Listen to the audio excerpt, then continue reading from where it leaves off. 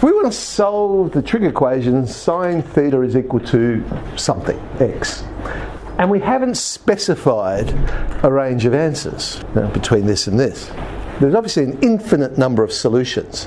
So how do we generalize the solution to the equation? Well, of course, we need to know whether that number is positive or negative to work out which quadrants it's in. So if it is a positive number, we know it's in the first quadrant.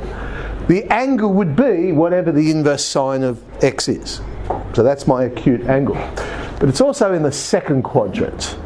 The acute angle is still the inverse sine of x. Therefore, my solution would either be inverse sine of x or pi minus the inverse sine of x. That's if it's a positive number. If it is a negative number, well, now I know it's in the third quadrant. The acute angle will be the inverse sine of negative x. Remember, the acute angle would be the inverse sine of a positive number. But if x is negative, therefore negative x becomes a positive number. So that's the inverse sine of negative x, and of course over in the fourth quadrant it's also the acute angle of inverse sine of negative x. So my answer therefore would be pi plus the inverse sine of negative x, or 2 pi minus the inverse sine of negative x. We know inverse sine is an odd function, so I could rewrite that, and the second one becomes pi minus the inverse sine of x, and the next one becomes 2 pi plus the inverse sine of x. We now can see a pattern which allows us to generalize it. So if sine theta is equal to x, is equal to some number, I could write it like this. It's always going to be the inverse sine of x, but then it'll be multiples of pi before and after it. But also notice how it's alternating. The inverse sine of x was positive, then it was pi minus the inverse sine of x, then it was 2 pi plus the inverse sine of x. If I was to go to the next solution, well, I'll add 2 pi onto this one, I'd get 3 pi minus the inverse. How do we cope with alternating in these sorts of things? Well, we put minus 1 to the power of k, and that will control the plus minus, plus minus, plus minus. K, of course, has to be an integer. All right, so that's the formal general solution of a sine equation. Let's see what happens with cosine. Same idea. Well, if it's a positive number, what happens? We'd be in the first quadrant. The acute angle is the inverse cos of x. Also in the fourth quadrant. So we have inverse cos of x, or 2 pi minus the inverse cos of x. If it is a negative number, the acute angle over in the second quadrant there, but that would be the inverse cos of negative x for the same reason that we saw with the sine one. And in the third quadrant. So I get pi minus the inverse cos of negative x, pi plus the inverse cos of negative x, but we saw the property that the inverse cos of negative x is pi minus the inverse cos of x. Playing around with that, I actually get the exact same answers. If I was to work out the next one, well, the next one would have to be 2 pi plus the inverse cos of x. Then I'd add on to this one and get 4 pi minus the inverse cos of x. So how do we account for this one then? It's simply 2 pi k plus or minus. Here we've got 2 pi minus the inverse cos of x. Our next solution here would be 2 pi plus the inverse cos of x. And then we get 4 pi minus 4 pi plus. So it's multiples of 2 pi plus or minus the inverse cos of x. Again, k has to be an integer. The tan equation.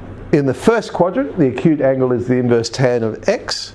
But the third quadrant is also where it's positive. We end up with inverse tan of x, or pi plus the inverse tan of x. If it's a negative number, then I'm in the second quadrant. Again, it'll be the inverse tan of negative x in this case. And the fourth quadrant, so we end up with pi minus the inverse tan of negative x, 2 pi minus the inverse tan of x. Inverse tan was an odd function. I could rewrite that as pi plus the inverse tan of x, same answer as I got over here, but also 2 pi plus. So look at our pattern here, inverse tan of x, pi plus, 2 pi plus. To generalize that one then, it's going to be multiples of pi plus the inverse tan of x. Once again, k is an integer. So they are the three formal general solutions. Let's do some problems then. So now if they ask me sine theta is root 3 on 2 and they have not specified between values, I want to write a general solution, I'll say, well, there's my answer. Pi k plus minus 1 to the power of k, the inverse sine of root 3 on 2. And then we work out what we can, and we can work out the inverse sine of root 3 on 2. So I'll make it, there's my answer. That will generate every possible solution Here's the way you can get away with it. Solve it like normal. I'd say, oh, well, it's in quadrant 1 and 2. I know my answers are pi on 3 and 2 pi on 3, and you simply go, oh yeah, but every 2 pi before and after that must be the same solution. So rather than writing it as one nice, neat little thing, you can say, oh, well, there's these two things. It's going to be pi on 3 plus multiples of 2 pi, or 2 pi on 3 plus multiples of 2 pi. Still generalise the solution, and pretty much that's all they're really expecting now. So much neater the other way though, you've got to admit.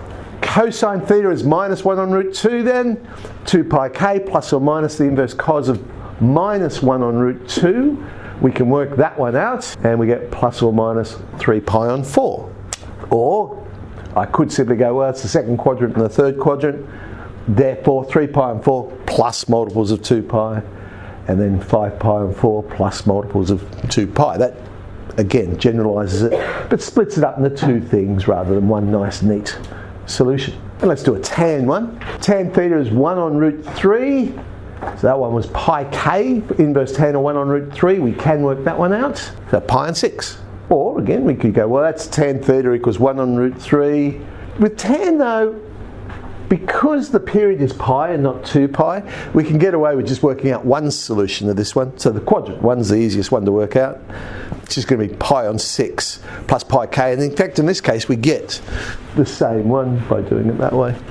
Let's look at some more interesting ones though. If sine theta is equal to the sine of 5 pi on 7, very tempting to just say, oh, it's 5 pi on 7. But it'll actually be this. Pi k plus minus 1 to the power of k, inverse sine of 5 pi on 7, but the inverse sine function will only give me answers that are either acute or negative acute. So therefore, that is actually 2 pi on 7. Now you'll notice I didn't make it the negative acute angle, even though 5 pi on 7 is, and that's because of the negative 1 to the power of k out the front. There's no point saying minus, it's still going to generate the same solutions. Cos 2x equals cos pi on 9. Well, in this case, inverse cos and cos will cancel quite nicely. And I'll get 2x is 2 pi k plus or minus pi on 9. And so pi k plus or minus pi on 18 when I divide everything by 2. Cos 4x is equal to cos x. So 4x is equal to 2 pi k plus or minus the inverse cos of cos x. But of course, depending on whether cos x ends up being positive or negative, will determine whether inverse cos is going to be an acute or an obtuse angle. So let's consider it. Let's imagine x is a positive number. Then I know that the inverse cos of the cos of x will be x. So we'll get 4x equals 2 pi k plus or minus x, which means I get 4x minus or plus, technically, because I've moved it to the other side, equals 2 pi k. So I got this possibility that 3x is 2 pi on k, but I also have this possibility that 5x is 2 pi k. I've got two possible answers. Now, the thing is, cosine I know is an even function. So had x been a negative number, I mean cos x is the same as cos of negative x, therefore the inverse cos of cos x is the same as the inverse cos of the cos of negative x, and that will be negative x because x is a negative number. I guess what I'm getting at is if x is less than or equal to 0, we would end up with the same thing. We're still going to get 2 pi k plus or minus x. So we don't actually need to consider that other case. There's my final answer. 2 pi k on 3, 2 pi k on 5. What about sine? This one's really good. Sine 4x is equal to sine x. Okay, I put it into my general solution. 4x is pi k plus minus 1 to the power of k, inverse sine of sine x. Well, again, if it's positive or negative, you can get different answers. So if it's positive, I'd get pi k plus negative 1 to the power of k x.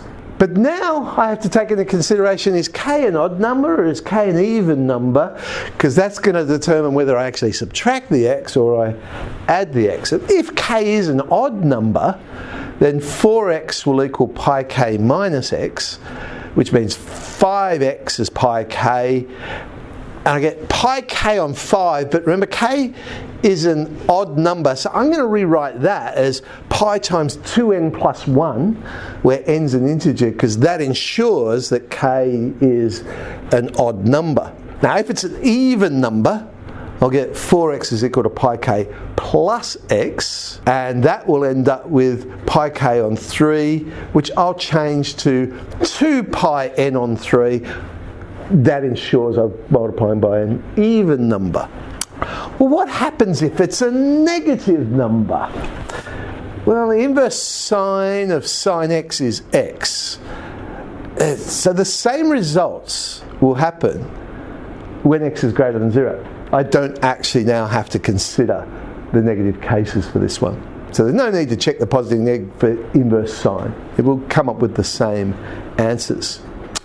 So there's my general solutions. Now, the textbook does not have an exercise on general solutions, and we'll have a look at these general solution questions.